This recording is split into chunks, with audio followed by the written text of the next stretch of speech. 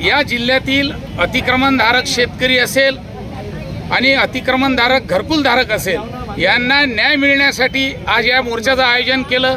सरकारचे जे धोरणं या अतिक्रमणधारकांच्या बाबतीत आलेले आहेत, मग सौर ऊर्जा प्लांट असेल किंवा आदिवासींची जमीन एमसँडसाठी वापरण्याची जी ही तरतूद केली आहे, या विरोधात या ठिकाणी तसंच अतिक्रमणधारकांचे घरकुल ज्यांच्या अतिक्रमणात आहेत त्यांची सुद्धा जागा नियमाकुल करण्यासाठी आज या धर्माला स्वतंत्र धर्माची मान्यता मिळावी अशा पद्धतीची मागणी कर्नाटकमध्ये जोर धरते।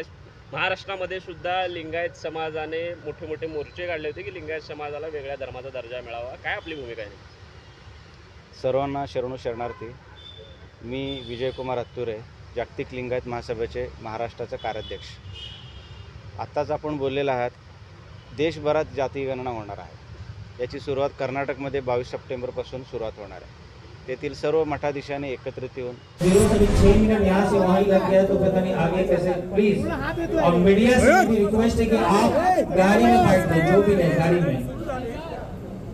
अरे उलटे हाताने पकडायचे।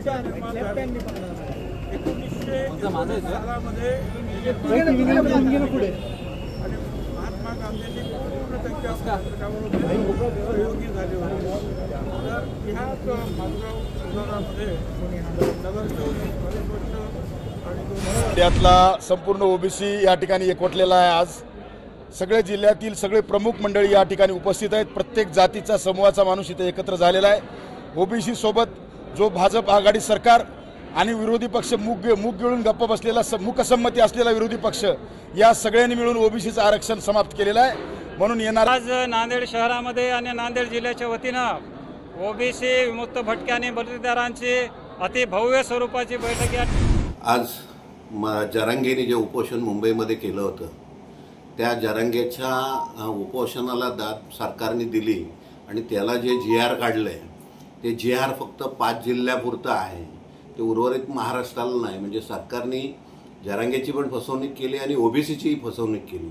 तर माझं असं म्हणणं आहे की जर का हा मराठा समाज एवढा प्रबळ मराठा समाज आहे, आर्थिकदृष्ट्या सक्षम आहे, आज त्यांचे आमदार आहेत, आज त्यांचे खासदार सगळे या सत्तेमध्ये मोठ्या प्रमाणात आहेत, तर मी त्यांना